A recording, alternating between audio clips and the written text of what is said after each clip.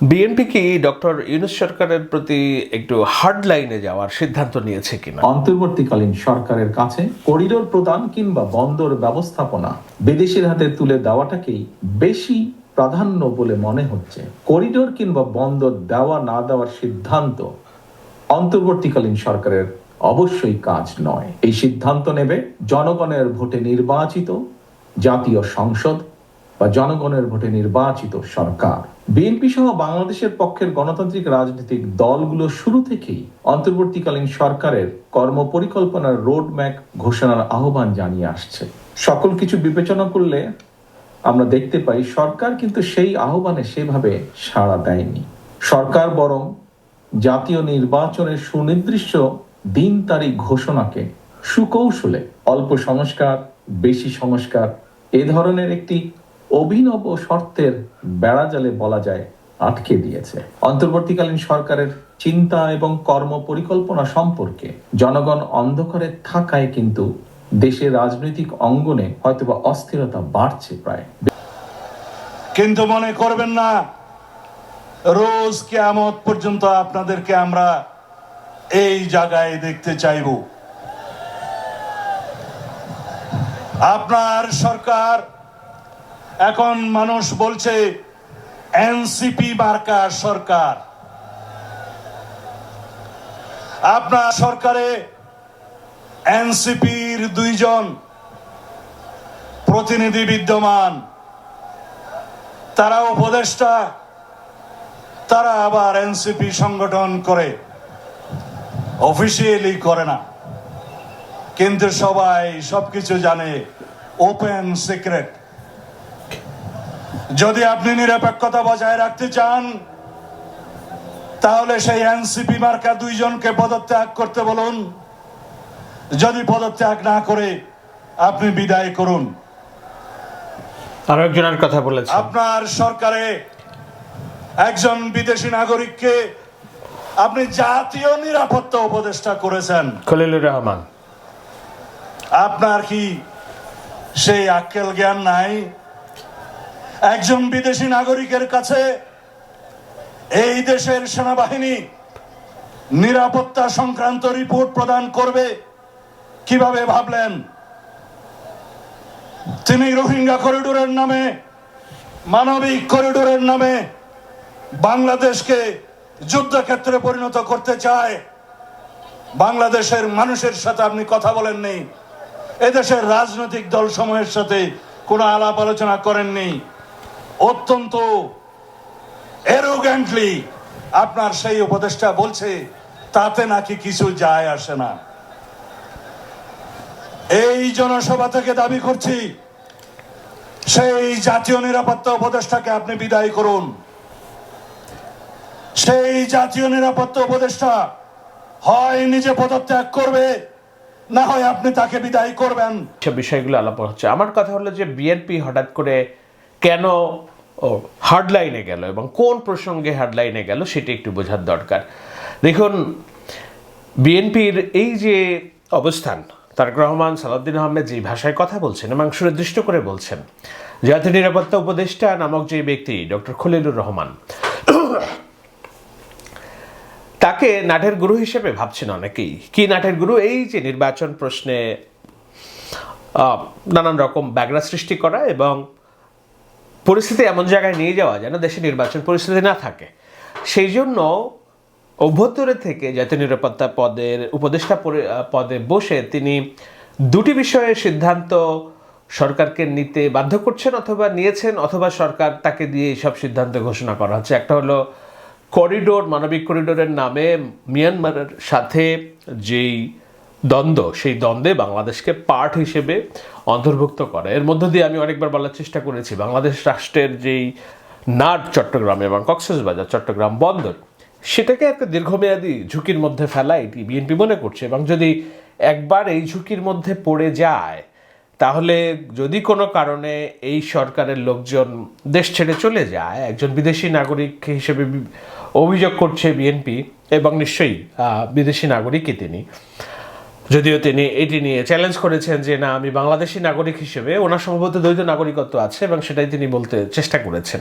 তো এখন আমি ওই বিতর্কে যাচ্ছি না, অন্য দিন আলোচনা করব। কথা হচ্ছে যে বাংলাদেশ এবং মিয়ানমার এবং এদের মধ্যে যদি যুদ্ধ উন্মাদনা, যুদ্ধক্ষেত্র প্রতিষ্ঠিত হয়, এই সরকার চলে যাওয়ার পর তার যে একটা দীর্ঘমেয়াদী রেশ থাকবে, সেই রেশটা কোন সরকারের ঘাড়ের উপরে পড়বে? সেটা কি ইউনূসের কেউ জবাবদিহি করবে জনগণের কাছে যে না, কোন বলয়ে, কোন প্রেক্ষাপটে তারা এই সিদ্ধান্ত নিয়েছিল? যদি বলবেন হ্যাঁ করবে, জবাবদিহি করার মাধ্যম কি? তারা কি নির্বাচন করবেন? তারা কি জনগণ দ্বারা প্রত্যাখ্যিত হওয়ার ওই ধরনের কোনো ঝুঁকি নিয়ে এদের রাষ্ট্র পরিচালনা করছেন?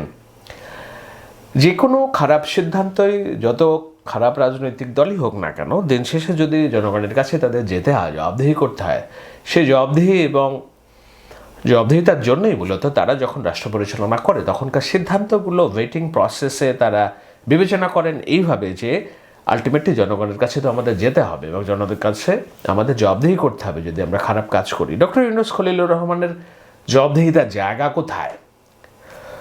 বন্দর, দ্বিতীয়ত ইস্যু হচ্ছে বন্দর। বন্দরকে নিয়ে নানান রকম কথা হচ্ছে যে বন্দর সচল না, বন্দর নানান রকম জটিলতা আছে, বাংলাদেশের বিনিয়োগ আসছে না, বন্দরকে যদি আমরা বিদেশিদের হাতে তুলে না দিই, সত্যি কথা বাংলাদেশের বন্দর কেন বিশ্বমানের হবে না, এটা কথা। অনেকেই বলেন যে বন্দরের সক্ষমতা বাড়াতে হবে, বাংলাদেশকেই বিদেশিদের হাতে কেন তুলে দিতে হবে? এই নানান তর্ক বিতর্ক থাকতে পারে। পৃথিবীর অন্যান্য অনেক দেশই বিদেশিদের হাতে তুলে দিয়েছে, ক্ষতি কি? কিন্তু দেখুন, আমাদের ঘরপোড়া গরু তো, আমাদের সিঁদুরে মেঘ দেখলে আমরা ডরাই। সেটা হলো যে বাংলাদেশ একসময় বলা হতো গ্যাসের উপরে ভাসছে বাংলাদেশ, রপ্তানি করো, রপ্তানি না করলেই সমস্যা শেষ, অনেক সমস্যা, এবং রপ্তানি করলে একেবারে আমরা 3 দিনে উন্নত হয়ে যাব।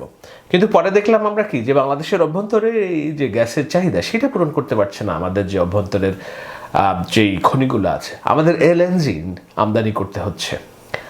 আমরা বন্দর কেন, আমাদের পুরো রাষ্ট্রযন্ত্রতেও অচল। এই রাষ্ট্রযন্ত্র যদি আপনি ফ্র্যাঞ্চাইজ করেন, অর্থাৎ এইটা যদি একটা কোম্পানি হিসেবে গঠন করেন, করে যদি চাইনিজ কোম্পানিকে দেন, ওরা খুব ভালো ম্যানেজ করতে পারবে। সেক্ষেত্রে বন্দরের আমাদের রাষ্ট্রযন্ত্র, প্রশাসন, এগুলো চাইনিজরা ম্যানেজ করলে কি আমরা আমাদের যে মূল্যবোধ, আমাদের যে ভাবধারা, আমাদের যে কৃষক শ্রমিক, আমাদের যে রিক্সাওয়ালার তার যে পেটের ক্ষুধা, তার যে সংসার চলবে কিভাবে, এই মূল্যবোধ, এই ভাবনা কি চাইনিজ মেশিনারিজ বুঝবে কিনা?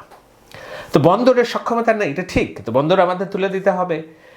বন্দরের তো তুলে দেওয়া নতুন কোনো কথা না। বন্দরের কাজ এর আগে দুবাই ভিত্তিক আরেকটি কোম্পানি করেছে, ডিপি ওয়ার্ল্ড নামক যে কোম্পানিটির কথা আলোচনা হচ্ছে, সেটি এর আগেও আওয়ামী লীগের আমল থেকেই তারা পিছনে আছে।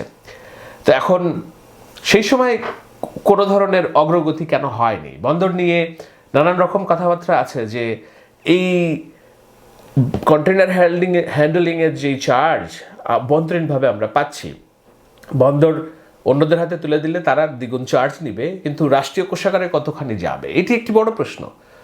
আমরা শুনতাম যে ভারতকে ট্রান্সশিপমেন্ট দিলেই নাকি আমাদের সব উন্নতি, এবং না দিলে নাকি আমাদের কোন ক্ষতি। ট্রানজিট আমরা ট্রান্সশিপমেন্ট দিলাম, দেখা গেল কি প্রতি কিলোগ্রামে যেই টাকা আমরা পাচ্ছি, সেইটা দিয়ে তো আমার জাহাজ নোঙর করার ভাড়াই দেওয়া যায় না।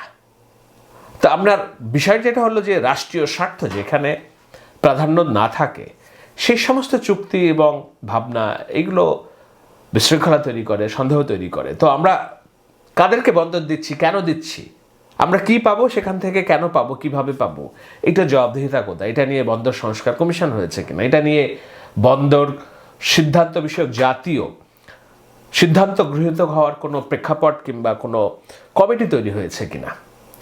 করিডোর দেওয়ার জন্য জাতীয় সিদ্ধান্ত গ্রহণ প্রক্রিয়াপূর্বক কোনো সর্বদলীয় কমিটি গঠিত হয়েছে কিনা, কিংবা এক্সপার্ট কমিটিতে গঠিত হয়েছে কিনা? আমরা শেখ হাসিনার আমলে কি দেখতাম, এইসব সিদ্ধান্তগুলো তিনি দিয়ে দিচ্ছেন, নিজের ইচ্ছায় দিয়ে দিচ্ছেন, দেশ এবং জাতের বাংলাদেশের মানুষকে অন্ধকারে রেখে। সে ডক্টর ইউনূসের শাসন ব্যবস্থায় এমনকি তফাৎ আমরা দেখতে পাচ্ছি যে তিনি এককভাবে যা মনে করছেন সেই সিদ্ধান্ত দিয়ে দিচ্ছেন, এবং তিনি চলে যাওয়ার পর এগুলার যে দীর্ঘমেয়াদী প্রভাব, সেই প্রভাবটা রাজনৈতিক দলের সরকারের উপর কতখানি পড়বে, সেই সিদ্ধান্ত কিংবা সেই ভাবনা নেই কারোর মধ্যে। এই জন্যই বিএনপি হার্ডলাইনটা নিয়েছে আমার মনে হচ্ছে। এখন আমি আলোচনাটা শেষ করব যে এটি কি কেবলই ক্ষমতায় যাওয়ার লড়াই কিংবা প্রচেষ্টা, না এর ভিতরে অন্য শঙ্কা তৈরি হয়েছে বিএনপির? রাজনৈতিক দল হিসেবে, কেননা দিন শেষে তাদের জবাবদিহি করতে হবে জনগণের কাছে। আমার মনে হয় যে যেই সংখ্যা তৈরি হয়েছে সেটিও অমূলক না। সেটা হলো একটা অনির্বাচিত সরকার যখন রাষ্ট্র ক্ষমতায় থাকে তাদের জবাবদিহিতার কোনো জায়গা থাকে না, এবং তারা 5 বছর পর পর জনগণের সামনে এসে ভোট চাইবেন না। তারা এবার এই যে দায়িত্ব নিলেন, আমরা কি 1996 সালে তত্ত্বাবধায়ক সরকারের দায়িত্ব পালন করেছিলেন ইউনূস প্রাথমিক গণশিক্ষা উপদেষ্টা হিসেবে। এরপর তিনি দীর্ঘদিন দেশের বাইরে ছিলেন, দেশ নিয়ে আর তার কোনো ভাবনা ছিল না। 2024 সালের আগে, জেলখানায় যাওয়ার আগে শেখ হাসিনা তার বেতনে অনেকগুলো মামলা দিলেন, মামলার রায় হলো।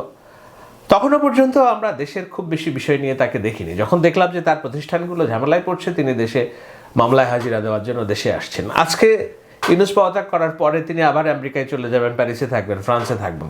খলিলুর রহমান আমেরিকায় চলে আসবে, অন্যান্য উপদেষ্টারা সব আবার গান, কবিতা, ফুল, লতাপাতা লিখতে ব্যস্ত হয়ে যাবে। কিন্তু এর যে দীর্ঘমেয়াদী প্রভাব, সেই প্রভাবটা জনগণ কিভাবে মোকাবেলা করবে সেটা নিয়ে ভাবনা যেটা আছে সেটা নিঃসন্দেহে বিএনপি ভাবছে। আর এর বাইরে যেটা আছে সেটা হলো রাজনৈতিক সরকার ক্ষমতায় না থাকলে ক্রিঞ্জ এলিমেন্ট, অশুভ শক্তি তাদের বাড়বাড়ন্ত তৈরি হয়। তাদের যে বাড়বাড়ন্ত তৈরি হচ্ছে নিশ্চয়ই এই বিষয়ে আপনাদের কোনো সন্দেহ নেই, আমার সন্দেহ নেই।